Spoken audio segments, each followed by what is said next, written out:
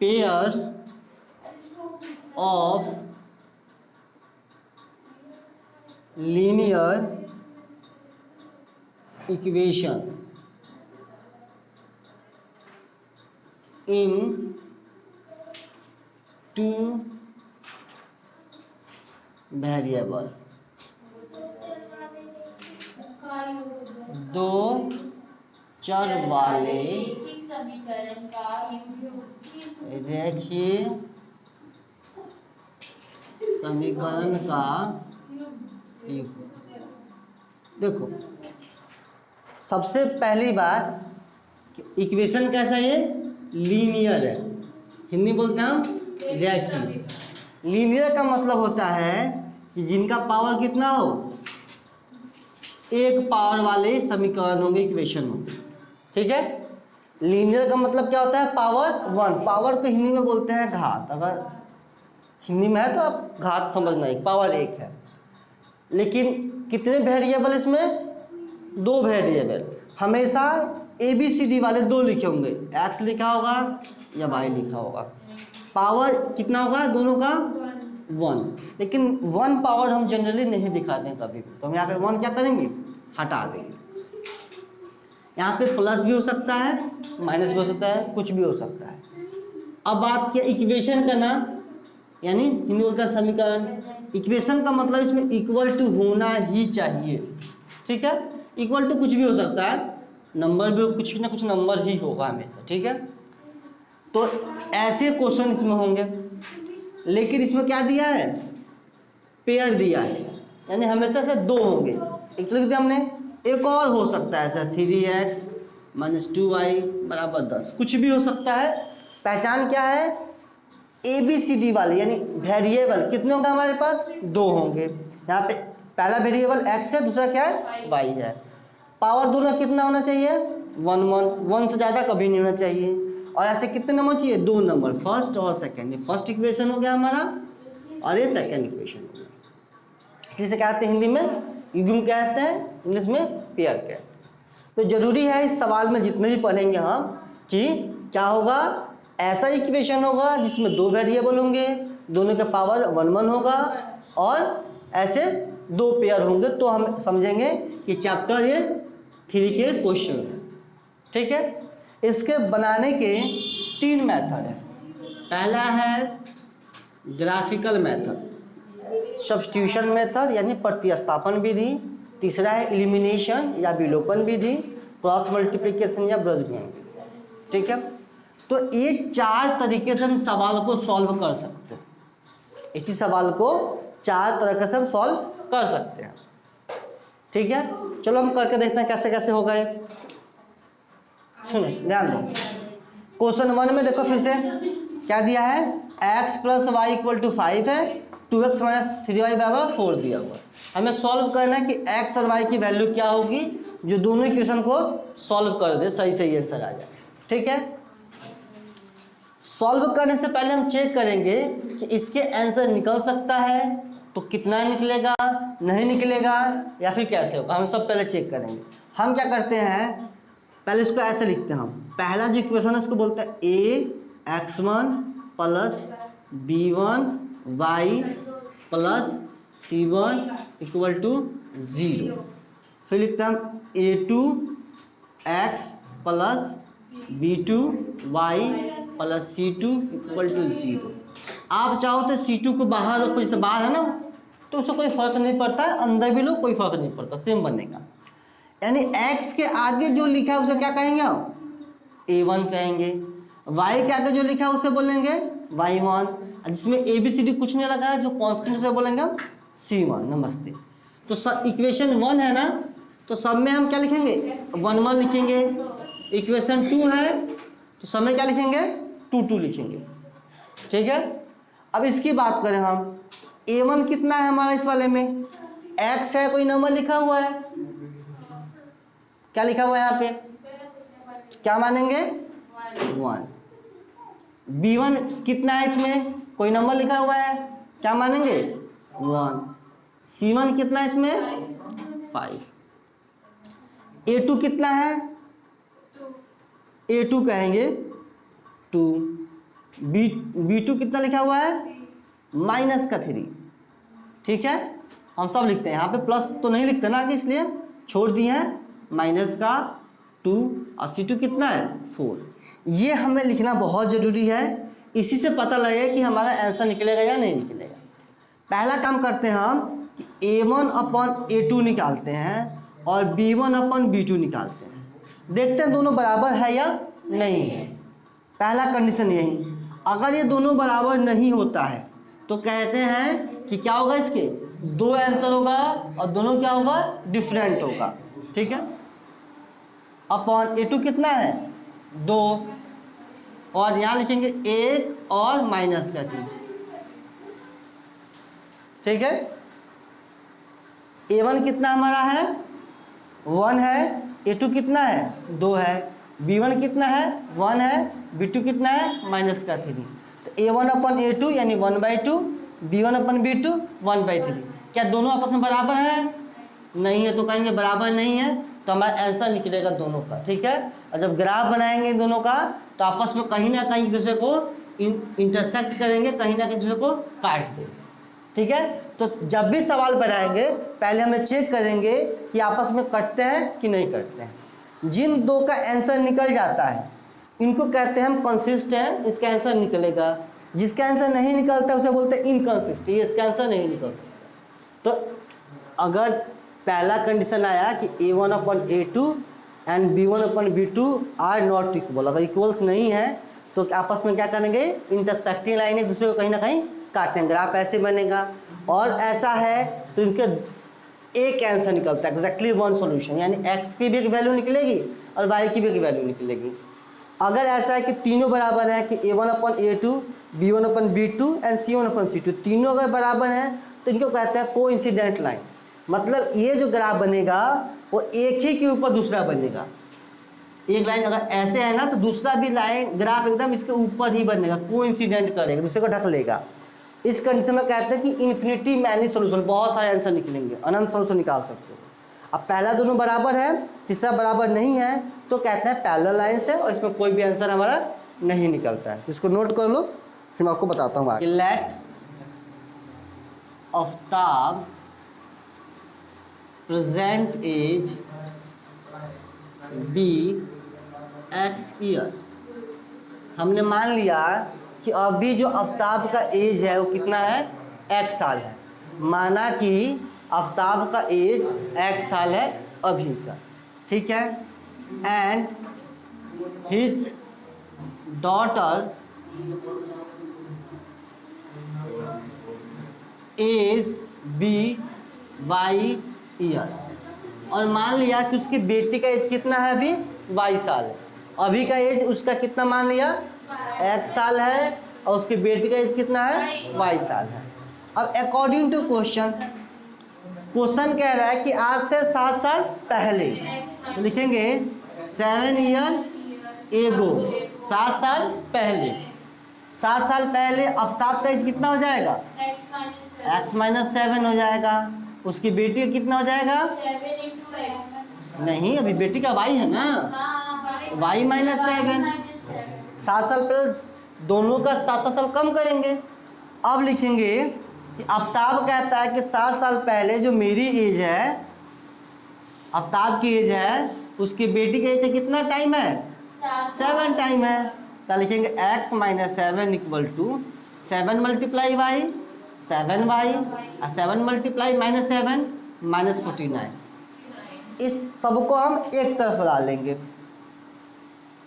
x-7 -7y plus का 49 equal to 0। अब देखो 7 प्लस में था ना, इधर किस में आएगा, माइनस में। ये 49 माइनस में था ना, किस में आएगा, इधर प्लस में। ये भी नंबर है, ये भी नंबर है, तो नंबर क्या हो जाएगा, आपस में कंबाइन हो जाएंगे, जोड़ देंगे, माइनस प्लस माइनस। तो x और -7y मैंने पहले दोनों वेरिएबल के साथ लिख लिया, इनको लिख देता हूँ मैं। क्या हो जाएगा, प्लस का 42 इक्वल टू 0। इसे बोलेंगे फर्स्ट इक्वेशन। फर्स्ट इक्वेशन आ गया हमारा। अब लिखेंगे दोबारा, इसके नीचे आप लिखना कि 3 ईयर फ्रॉम नाउ, आज से 3 साल बाद। अब 3 साल बाद क्या होगा, आफ्ताब का एज भी बढ़ेगा 3 साल, है ना। आफ्ताब का एज होगा x + 3 और उसकी बेटी का भी एज हो जाएगा y + अब पिता कहता है कि जो तुम्हारी एज है, ये आफ्ताब की एज है, ये उसकी बेटी की एज है, उससे कितना गुना है, 3 टाइम्स है, 3 गुना हो गया। इसको लिखेंगे हम x + 3 = 3 × 3y, 3 + 9 3 + 9, सब कुछ तरफ लाएंगे तो क्या बन जाएगा, x + 3 3y है, इधर आएगा तो किस में आएगा, माइनस में, प्लस में किस में आएगा, माइनस में। ये भी नंबर नंबर सॉल्व करेंगे तो क्या हो जाएगा, x - 3y, इनको पहले इकट्ठा लिख दिया, प्लस माइनस माइनस यानी माइनस का, ये हमारा सेकेंड इक्वेशन हो गया। ठीक है, 2 इक्वेशन बन गया हमारे पास। देखो इधर ये प्लस का y था, यहाँ पे 3 क्या कुछ लिखा हुआ सिंबल प्लस माइनस, तो इसको इधर लाएंगे तो किस में आएगा, माइनस में। तो इधर आया इक्वल टू के, जब इसको इधर लाएंगे तो साइन बदल गया माइनस में। अच्छा 9 किस में था, प्लस में था ना, इसको इधर लाएंगे तो किस में आएगा, माइनस में बराबर 0। अब हम देखते हैं ये भी वेरिएबल है, ये भी वेरिएबल है, तो उनको मैंने इकट्ठा लिख दिया, इसको यहाँ इसको यहाँ।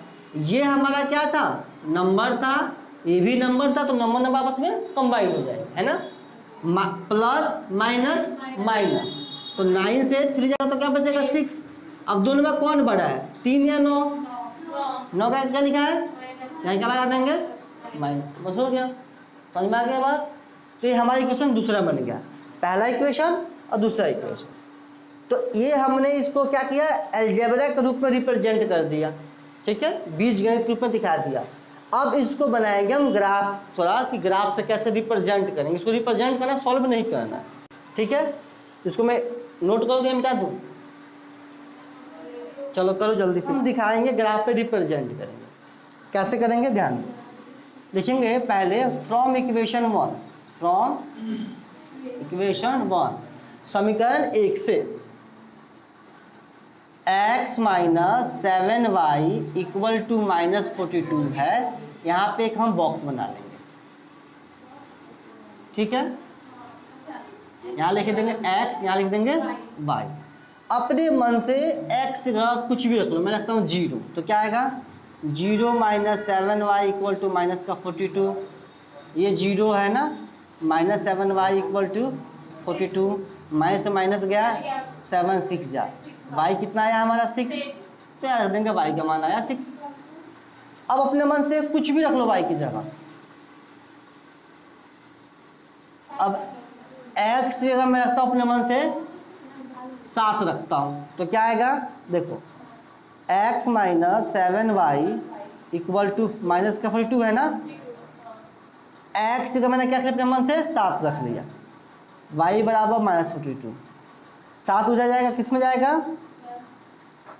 इधर प्लस में है, किस में जाएगा उधर, ये माइनस में। 7y = क्या है, -49, माइनस माइनस खत्म, 7y बराबर 49, y बराबर क्या है हमारा 7, तो y की वैल्यू क्या आ गई 7, हमने ये भी नोट कर लिया। अब बनाएंगे इक्वेशन सेकंड, फ्रॉम इक्वेशन समीकरण 2 से, हाँ जाइए अंदर, अंदर पढ़ा रहे हैं।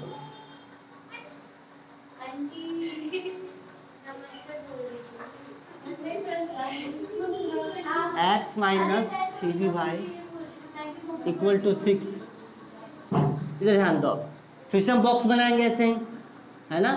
हमें कम से कम 2 नंबर ऐसे निकालने हैं जो कि पूरा पूरा कटना चाहिए, ठीक है। आप यहाँ पे चाहो तो 1 भी रखते तो ना कुछ आंसर आता, लेकिन किस में आंसर आता, वो आंसर आता डेसिमल में, तो उसका हम नहीं लेंगे, हम ऐसे नंबर लेंगे जो पूरा पूरा कटना चाहिए।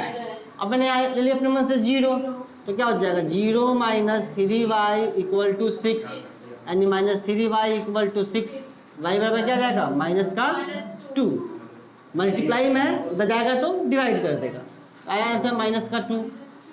अपने मन से मैं कहता फिर से 3 रखता हूँ, तो 3 माइनस का 3 इक्वल टू 6, ये प्लस को तो जाएगा तो किस में जाएगा, माइनस में, तो -3 ये हो जाएगा 3, y बराबर क्या हो जाएगा 3 डिवाइड बाई -3 कटे क्या आएगा माइनस का 1, तो माइनस का। तो हमें 2 पॉइंट चाहिए था, इसका पहला पॉइंट क्या आया 0,6 और इसका दूसरा पॉइंट क्या आया 7,7, इसका आया एक पॉइंट 0,2 -2 3 -1। इसी का हमें काम है, बाकी काम हमें नहीं है।